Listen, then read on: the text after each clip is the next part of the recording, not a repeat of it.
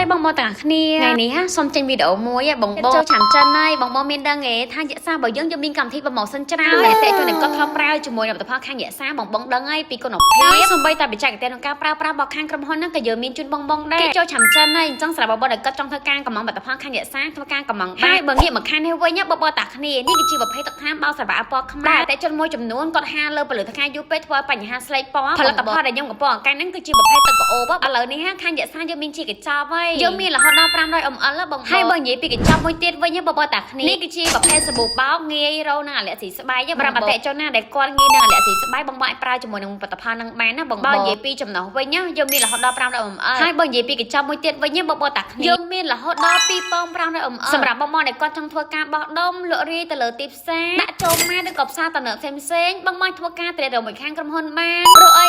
រយៈសារឥឡូវកំពុងតែ viral ខ្លាំងទៅលើទីផ្សារហើយបងភ្លេចធ្វើការកំងបានណាបងតាគ្នាអរគុណ